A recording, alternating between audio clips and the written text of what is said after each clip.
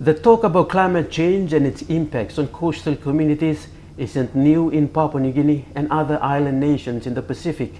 It is a slow and quiet disaster.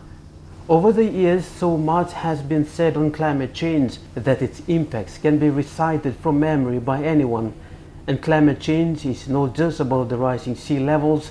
It means land shortage, food security concerns, and a significant change to weather patterns that has the likelihood of causing more serious disasters. Professor Dan Fredrick Orcherton is a veteran researcher and academic who has done extensive research into climate change impacts on the environment in the Pacific. Professor Orcherton will head the new School for Environment and Climate Change at the University of Natural Resources and Environment, a recently established school that will take its first lot of students next year who will focus on researches on climate change adaptation and mitigation. The communities need to be better educated about how they can adapt to climate change, and that the students themselves will be involved in that participatory research. Whereas the students would take the lead, they would guide the community, and the community would take the initiative to implement these changes they need to make locally.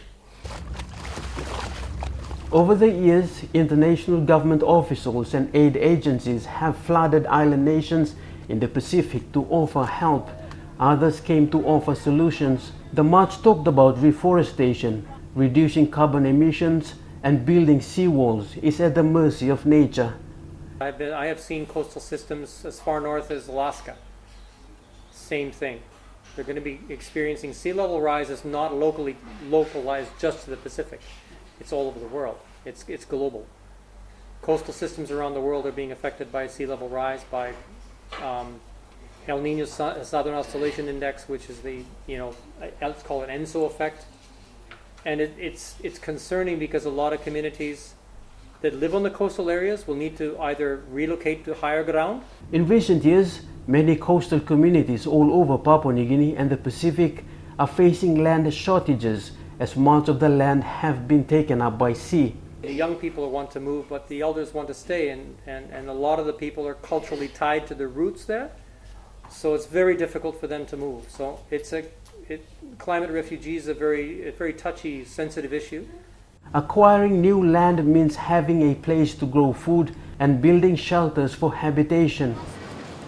But the impacts of climate change are setting in so fast that people in many coastal villages will be forced to relocate. Much of their relocations are not certain. Relocating people would mean negotiating with other traditional landowners who, for the most, may not be willing to give up their land. Edwin Fidelis, National MTV News, Kokopo.